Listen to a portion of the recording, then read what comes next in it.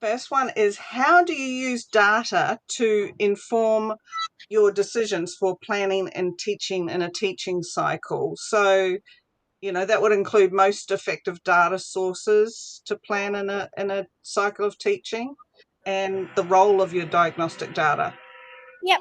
So I'm pretty lucky at BDC because at the start of the year, we don't really have to try and get to know the kids with data because we track their data so well that I can open the data that was collected from the end of kindy and I can look at that and go, okay, these kids are missing this, these kids need this, and then I can actually plan. Well, for this term, I've actually planned from their kindergarten data. And then as I've collected my own data as the terms progressed, particularly in maths and reading, if I've done an exit ticket on a concept I've been teaching, I can readjust how I'm teaching particular groups or students and where I'm aiming it at because the data is kind of ever evolving. But with the way we collect it here, I could use it at the start of this year, plan what I wanted to do based around their needs, target them, then you assess what you've been teaching, readjust what you're doing to suit that constant data that you're collecting over, or collecting anecdotes and using exit tickets and using diagnostic assessments all term. We've just finished our diagnostics for English and maths. So I use that.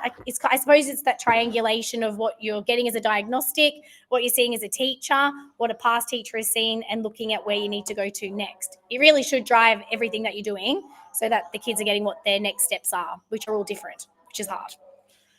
So the school themselves have programs of collecting So we have writing and So we follow a diagnostic assessment, progressive assessment schedule over the whole year, and each term maps out as a school what we're collecting that gets popped into spreadsheets and populates children on a bit of a 3 level, kind of at the standard, below the standard, and even well below.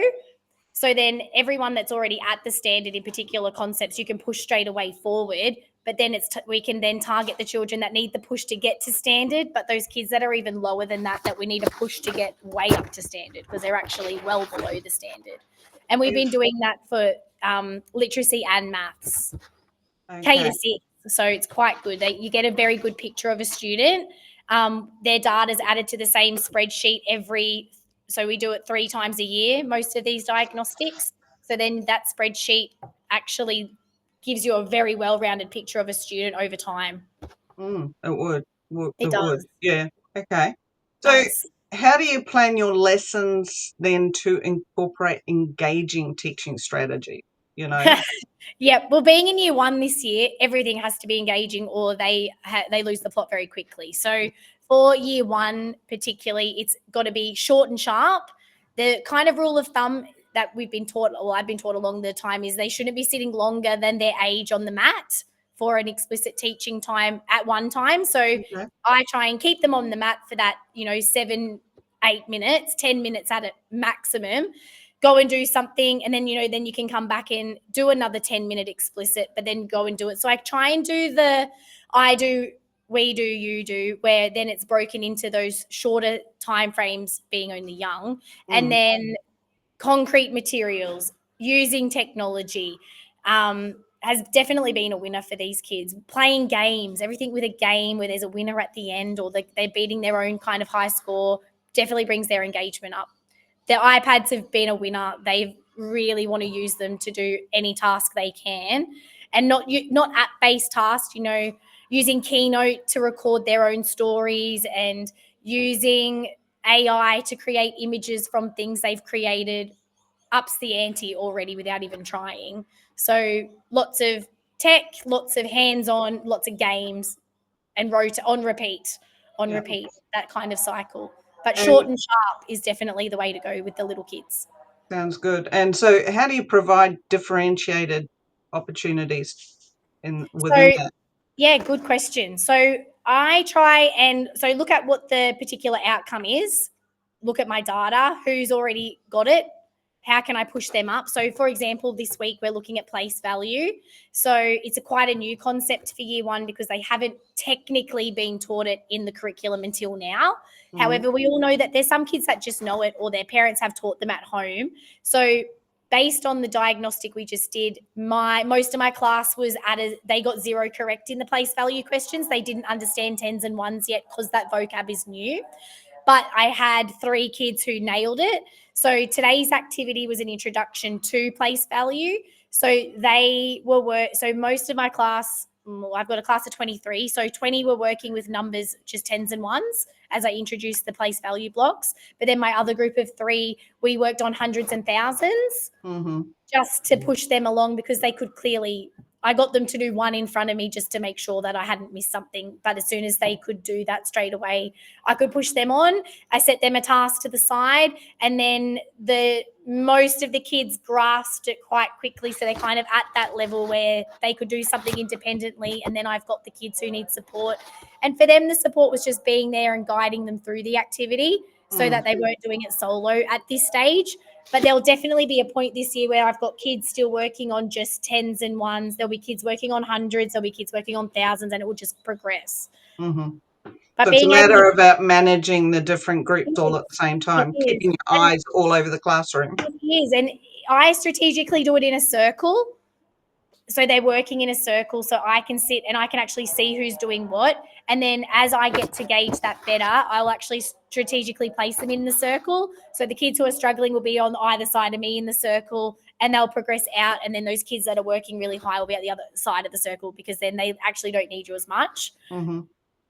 But it's a never-ending hard cycle because they're all at different levels. Year 1 in kindy, it's definitely easier because it's at the starting point. But, year 4 last year, kids are still working in tens and ones, and then there's kids doing decimals. It's very big, long, difference between the kids doing tens and ones and the kids doing decimals. So being able to know exactly what they need next and how you can structure that to work for you, that's hard. Yeah. It's a hard game to play. Definitely. But you have to just structure it to make it work. And if it's the fact that you are setting kids off to do other things and spot checking through them, as long as they're getting that activity or that thing at their level, you're able to see, everyone doing it. Same concept, different level. Different really. level, that's right. Yeah, okay.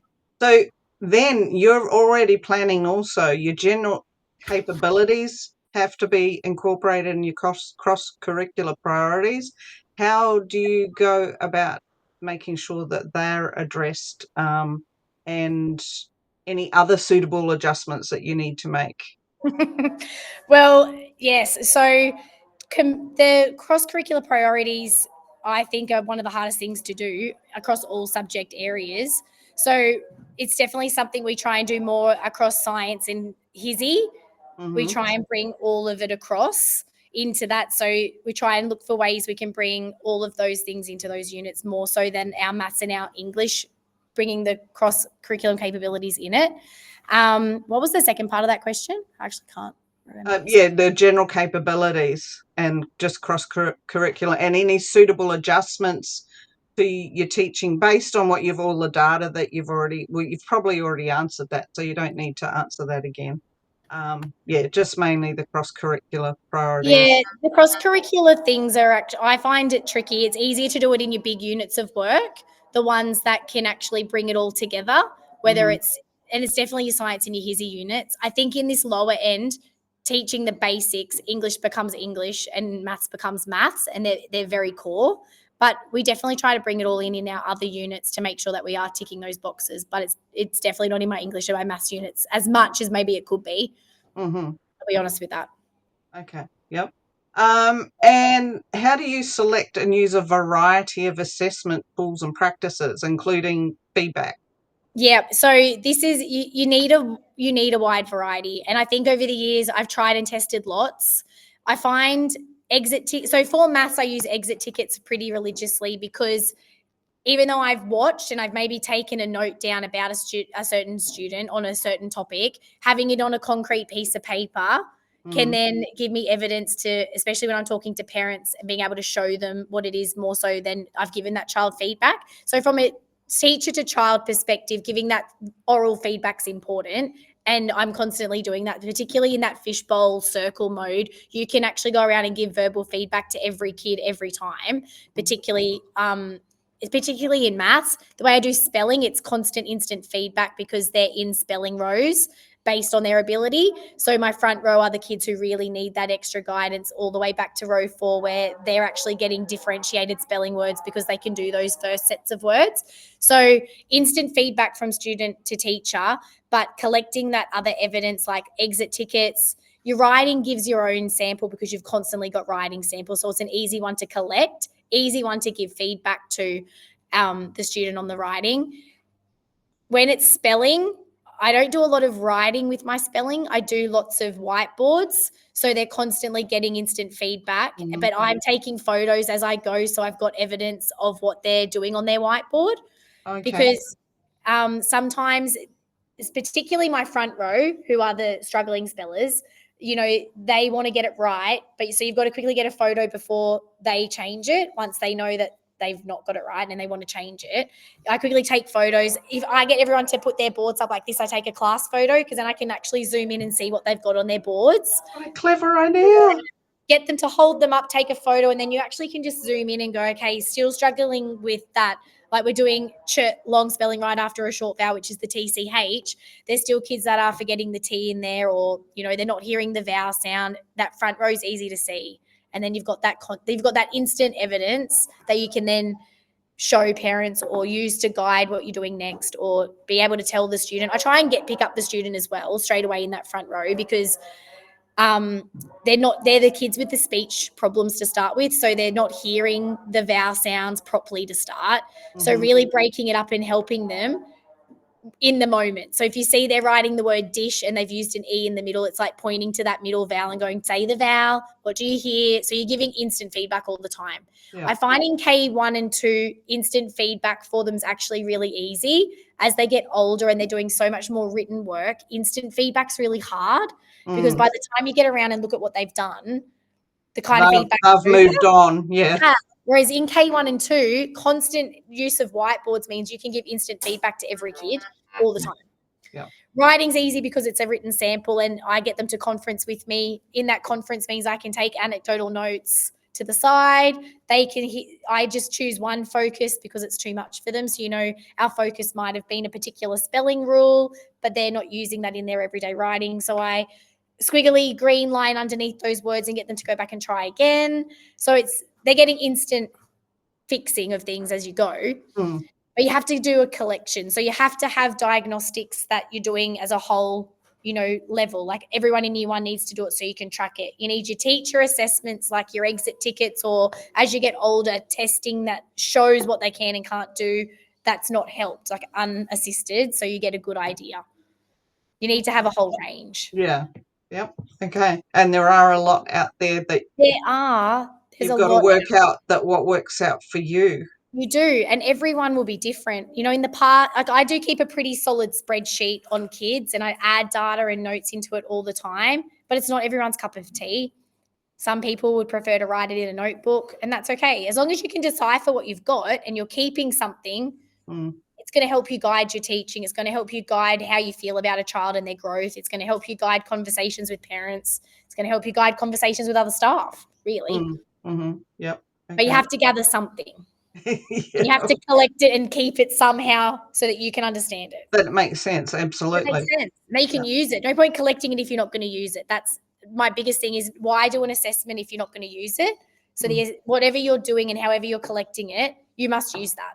Yes. So if you're doing it for the sake of doing it, don't do it. You're better off not bothering. If you're not going to actually go and use it, don't do it. Okay. So how do you make judgments on the quality of your student work and engage in moderation practices? Okay. So this has always been actually a problem of mine, not me personally, but the lack of people wanting to moderate. So this year of actually working with Sharon, it's been awesome because we're very clear. So the school wants us to do 1 maths and 1 English sample of work that gets marked on a rubric and placed on their file on Schoolbox. So parents get access to that and it gets tracked a long time. So we sit together. Well, we sat together. This is actually quite recent in the last 2 weeks. So we sit together. We come up with our criteria for what constitutes the A to E. We know exactly what we're looking for in the sample of work.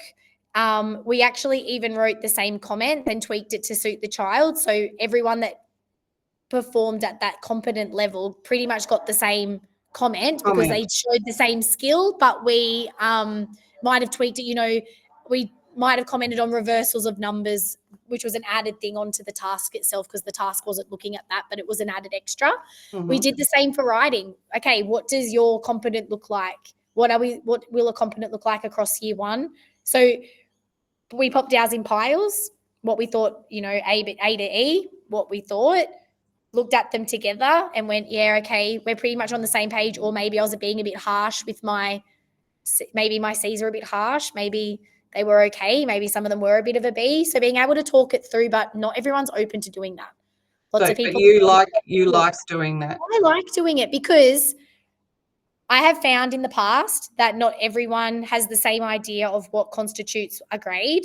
And then some people who maybe are a bit more lenient, they come to you then with that work and you might not agree, but they haven't really spoken to anyone about it and they've given the grade anyway. So therefore, you sit in a really rock and a hard place when you're going to be giving them a not so great grade.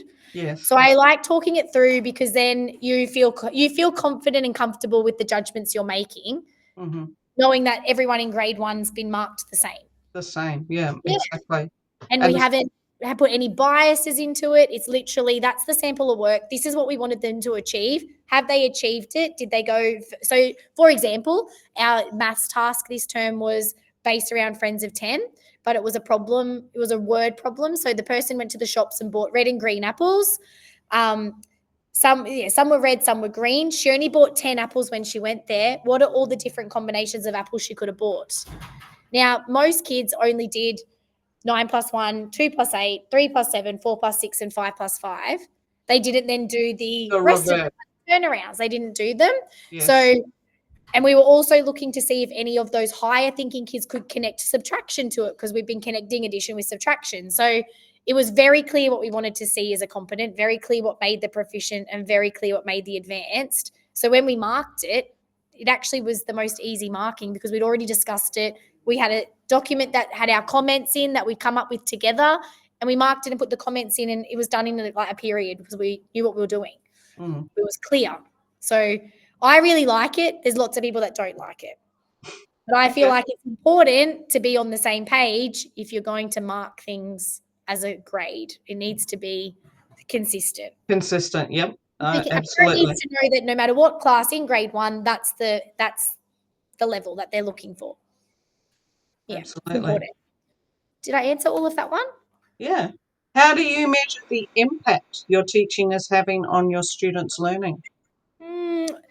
So I think for that, it's literally their progress and their enjoyment of it. So as part of our programs in NESA, we actually have to do engagement and work samples. So the engagement's meant to show if students did enjoy what you did or the activities you're doing, the unit itself, if it's a unit. But the impact should really logistically be their growth. Is what you're doing. So if they've come into you from kindy and they weren't able to decode CVC words, at the end of term one, when you focused on CVC words, can they do it? Should be the impact. Are they able to do it? And if they haven't in that time, is there something hindering their learning? Because really, what you're doing should have an impact on their growth. So you need to delve deeper into both yourself and them. Exactly. If they're not making progress, is it the way you're delivering it? Should you try something different? Should there be other interventions? So I feel like an impact on a student's learning is tracking their growth and seeing if they're progressing on. Because in reality, they should be, if we're doing it right. And how do you actually collect and collate the evidence for that? Okay, so I do it a couple of different ways. And honestly, because the school does it well. Like I said, we've got the spreadsheet that tracks every student from K to 6 across about 5 different diagnostics across a year. So I'm always looking at it. Okay, so kindy, they were at this point, then so they've just done their year one, and looking at those kids who were, say, in the red for certain things in kindy for decoding and encoding. Have they moved into the yellow, or have they even moved into the green? And if not, why not? And we've just had those conversations where we got to look at it, and lots of them have improved and moved into the green from kindy. In one term, they've moved on. And the couple who haven't, okay, well, actually that child A's on a PLP already, and it's all literacy based. So hopefully that kind of answers that question to that student. Student B isn't on a PLP, but student B has had some major problems that we're aware of. I think it's making sure that you can tick off that either if they haven't progressed, why? Is there something else? And if there isn't something else, then you really do have to look a bit deeper, tracking, especially across those spreadsheets where they haven't progressed. But I have to say, being able to look at kindy in this year one group, everyone who was in the red in kindy at the end of kindy at least moved into yellow or green. Oh, So it wow. means that something's working, even the ones on PLPs. So progress is, and I talk to this often with Sarah, she's at that big mindset of progress is progress. Yes, sometimes it's small, but progress is progress, and every child is different. And if they are showing progress, that's a good thing. Yeah, exactly. So I think as a school, we track it well. And as soon as we are, there's a red flag. There is this, I would say my student A that I've got at the moment, there's a red flag. There's no notes from kindy. There's a lot of things not adding up, but I know that I can hear a speech problem that I need to discuss with the parents at interview time. That student, we can do a learning profile on them. So year one, it's probably not as prominent, but I had a student last year in year 4 where we could pull every single diagnostic data piece we had on them from kindy to year 4, marry it all together and go, well, actually, it doesn't look like she's made growth, but she has. It's minute, but it has. Discussing with the parent what other intervention we can do. It's a good talking point when it's clear in paper form. So I think as a school, tracking it is key. It really is. And constantly going back to it. Don't just do the assessment. Look at it. It's color coded. It stands out very clearly who can't do it, or who's not, or is on their way but hasn't, and who can. It's very clear. So I think knowing that we've got that there, I can use it to guide it. You use it to judge yourself. You use it as a talking point for parents. It's very clear.